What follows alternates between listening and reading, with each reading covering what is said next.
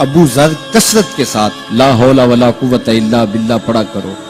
فرمایا عرش الہی کے نیچے ایک خاص خزانہ ہے، یہ وظیفہ وہاں سے آیا ہے۔ یہ زندگی میں معمول بنا لو، جب پھنس جاؤ، مشکلات میں آ جاؤ تو لا حول ولا قوت الا باللہ پڑھو، اللہ راستے کھولے گا۔ تو حضور نے 3 چیزیں فرمائی، اللہ سے ڈرو، صبر کرو اور کثرت کے ساتھ لا حول ولا قوت الا باللہ پڑھو۔ وہ فرماتے ہیں کہ میں یہ عمل شروع کیا، ابھی گھر میں بیٹھا ہی تھا کہ دروازے پہ دستک ہوئی، تو میں اٹھا کہ دروازہ کھولوں دیکھوں کہ کون ہے۔ تو دروازہ کھولا، دیکھا میرا بیٹا کھڑا ہے اور اس کے پیچھے 100 اونٹ کھڑے ہیں۔ تو میں نے کہا کہ تم اور یہ اونٹ؟ کہا مجھے موقع لگ گیا، میں ان کی قید سے بھاگ آیا۔ وَيَرْزُقْهُ مِنْ حَيْثُ لَا يَحْتَسِبُ، وہ تمہیں وہاں سے رزق دے گا جہاں سے تمہیں گمان بھی نہیں۔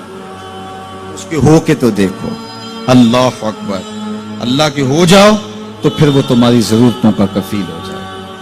فرمایا حضرت عبداللہ ابن مسعود رضی اللہ تعالیٰ عنہ نے کہ کسی شخص کو فقر و فاقہ آ جائے تو وہ لوگوں کو بتائے کہ میں آج کل بڑے مشکل حالات میں ہوں، ہر وقت لوگوں کو بتاتا رہے تو اس کی مشکل بڑھے گی، اس کی مشکلیں آسان نہیں ہوں گی اس طرح۔ اور اگر وہ اپنی اس مشکل کو کسی سے شیئر نہ کرے بلکہ مصلی بچھا کے اپنے رب سے کہے کہ مالک فقر و فاقہ آ گیا ہے اور اس کا علاج تیرے پاس ہے، اس مرض کا مداوع تیرے پاس ہے۔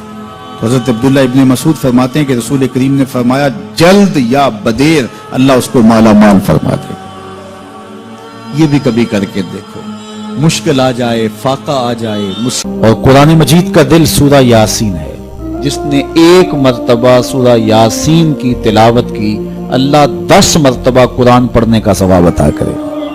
اور کتنا بڑا اجر ہے، آپ 1 سال میں بھی شاید 10 قرآن مجید نہ ختم کر سکیں اور سورہ یاسین پڑھیں تو 10 مرتبہ قرآن مجید پڑھنے کا ثواب نصیب ہوگا۔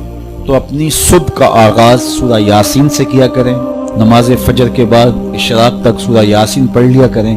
سورہ یاسین اگر آپ پڑھ کے اپنے دن کا آغاز کرتے ہیں، آپ کا سارا دن خیر سے گزرے گا۔ اس دن اگر کاروبار کریں گے تو برکت ہوگی، اس دن بہت ساری بیماریوں سے، آفات و بلیات ارضیہ و سماویہ سے بچے رہیں گے، لوگوں کے شر سے، حادثات سے محفوظ رہیں گے۔ میرے حضور نے ارشاد فرمایا قرآن مجید میں ایک سورت ہے جس کی 30 آیات ہیں، اگر کوئی شخص اس کی تلاوت کرتا ہے تو وہ سورت پڑھنے والے کی شفاعت کرتی ہے، اور اتنی بار شفاعت کرتی ہے کہ اس کو بخشوا کے چھوڑتی ہے۔ وہ سورت کون سی ہے؟ وہی تبارک الذی بیدہ الملک، یہ سورۃ الملک ہے، 30 آیتیں ہیں۔ جو شخص اس کی تلاوت کرے یہ اتنی بار سفارش اللہ کی بارگاہ میں کرتی ہے کہ اپنے پڑھنے والے کو بخشوا کے چھوڑتی ہے۔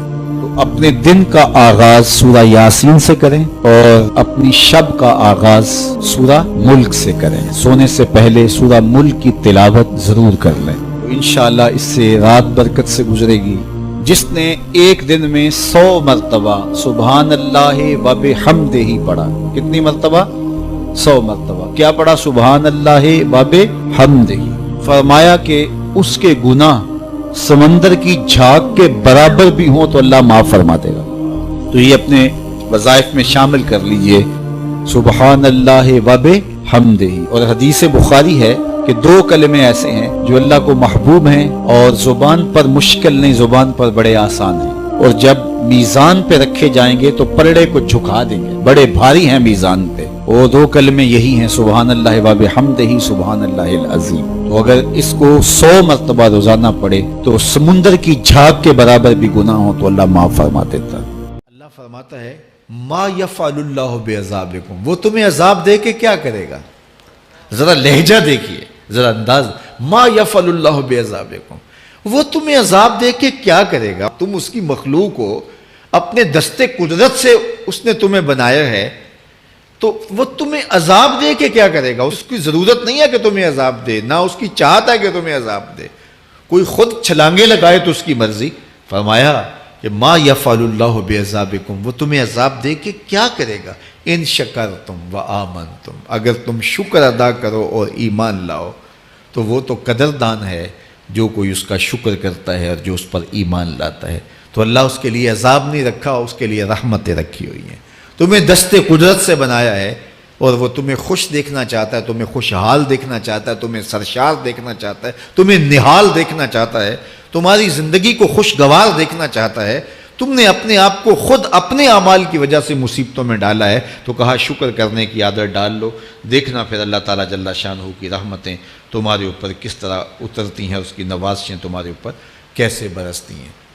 توکل اگر ہم سیکھ جائیں تو توکل ایک ایسی دولت ہے کہ جو خوشحال زندگی کی ضمانت بنتی۔ جب ہم اللہ پر توکل نہیں کرتے اور ہم سمجھتے ہیں یہ سب کچھ ہماری محنت کا نتیجہ ہی ہوگا، اور نتیجہ جب نہیں آتا تو پھر ہم بے چین مضطرب ہو جاتے ہیں، اور جب ہم اس پہ توکل کر لیں تو پھر ہمارا صرف اتنا ہی کام ہے کہ میاں ہم یہ کام کر رہے ہیں، بس یہ حکم، ہم بیج بو رہے ہیں، بس یہ حکم ہے اور بو رہے ہیں، باقی اس پہ بھروسہ ہے، یہ کام اس کا ہے کہ اس نے اس کو اگانا ہے، اس کے اوپر پھل لگانے ہیں۔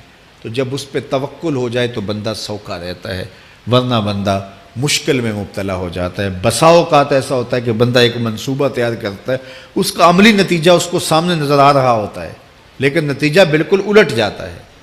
سید علی المرتضیٰ فرماتے ہیں میں نے اپنے ارادوں کی شکست سے ہی اپنے رب کو پہچانا ہے، کہ میں ایک منصوبہ تراشتا ہوں کہ یہ اور یوں ہوگا اور وہ ہونا چاہیے، لیکن نتیجہ وہ نہیں آتا، تو کوئی طاقت ہے اس کا جو نتیجہ بدل دیتی ہے۔ تو بندہ اس طاقت پہ یقین کرتے، اس پہ توکل کر کے جو ہے وہ اس پہ بھروسہ کر لے تو زندگی سوکھی ہو جاتی ہے۔ مغرب میں جو اللہ پر یقین نہیں رکھتے وہ خودکشی کر لیتے ہیں کہ یہ کیوں ہو گیا، ایسا نہیں ہونا چاہیے تھا، لیکن ہم خودکشی اس لیے نہیں کرتے، ہم کہتے ہیں میرا رب جس طرح چاہے اس طرح ہی ہوتا ہے، جو اس نے طے کیا ہوا ہے وہ کر کے رہتا ہے، اس لیے تم اس پہ توکل کر لو اور اس پہ بھروسہ کرو۔ حضور علیہ الصلوۃ والسلام نے فرمایا لو انکم توکلون علی اللہ حق توکلہ، اللہ پر توکل کرنے کا جو حق ہے اگر تم وہ ادا کر دے تو فرمایا اللہ تمہیں ایسے رزق عطا کرے جیسے پرندوں کو عطا کرتا ہے۔ ہمارا تو کاروبار ہے، یہ فیکٹری ہے، یہ دکان ہے، یہ ہماری نوکری ہے، ہم نے یہاں سے کمائی کرنی ہے۔ پرندوں کا کوئی کاروبار نہیں ہوتا، کوئی نوکری نہیں ہوتی، کوئی ٹھیا، کوئی اڈا نہیں ہوتا جہاں جا کے انہوں نے رزق کے لیے کوئی آغاز کرنا ہوتا ہے، بلکہ حضور نے فرمایا تغدو خماسا وتروح بطانا، جب وہ صبح گھر سے نکلتے ہیں تو خالی پیٹ نکلتے ہیں اور انہیں کوئی اپنی منزل کا تعین نہیں ہوتا، جدھر خیال آیا اڑ گئے ادھر، لیکن کبھی ایسا نہیں ہوا کہ شام کو خالی پیٹ واپس آئے ہوں، کہا وہ پیٹ بھر کے آتے ہیں۔ باہو بولے بن توکل پنچھی اڑ دے، خرچ نہ پلے زیرا ہو، جب گھر سے اڑتے ہیں تو ان کے پلے نہ کوئی خرچ ہوتا ہے، نہ راس المال ہوتا ہے، نہ کوئی اوزار ہوتے ہیں، نہ کوئی ہتھیار ہوتے ہیں، کچھ بھی نہیں ہوتا، یوں ہی گھر سے نکلتے ہیں، کبھی بھی خالی پیٹ نہیں آئے۔